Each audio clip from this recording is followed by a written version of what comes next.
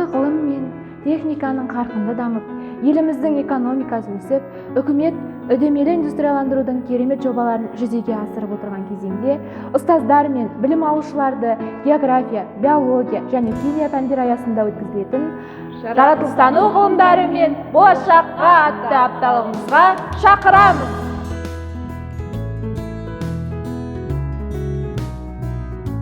География ғылымы қызықты әрі құпиялы, өз сырымен тамсандырар әр сананы. Биылғы Қазақстан президенті жолдауында экология және биоалуандылық туралы айтылды. Яғни экологиялық жағдайды жақсарту мақсатында көптеген іс-шаралар қолға алынды. Адам рухани дүниесін сыртқы табиғат құбылысын тану арқылы қалыптастырады. Өзін жаратылыстың бір пұшпағы ретінде сезінеді. Себебі әңгіме адамның өмір сүру ортасы туралы, болашақтың ұрпақтардың өмірі туралы. Елімізде біз бірге таза Қазақстан атты табиғатты қорғау акциялары көптеп жұмыс жүргізуде. Ал мен сіздерді онлайн мектеп платформасында өтетін 7-ші сыныбындағы мұхиттың экологиялық проблемалары тақырыбындағы өз ашық сабағыма шақырамын.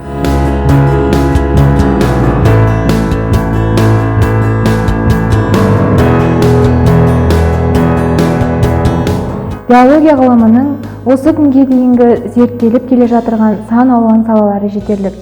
Осы пәннің көптеген салаларының ішінде медицинаның маңызы зор. Биология ғылымын медицинамен тығыз байланыстырады.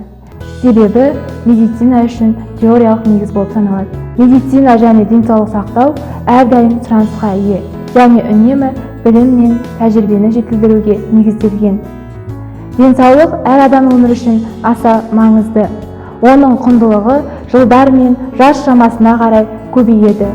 Өмір сапасы мен қоғамның әл-ауқатының көрсеткіші болып табылады. Қазіргі кезде медицина саласы қарқынды дамып келеді. Оның нәтижесінде адам өмірін сақтап қалу үшін көптеген тәжірибелер жүргізіліп келеді. Мен 10-ші А сыныбына диализ және бүйрек трансплантациясы атты ашық сабағыма сіздерді шақырамын.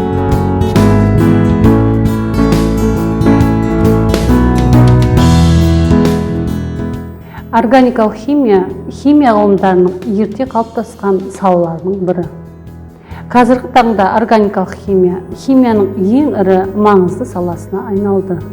Органикалық заттардың саны 18 миллионнан асады.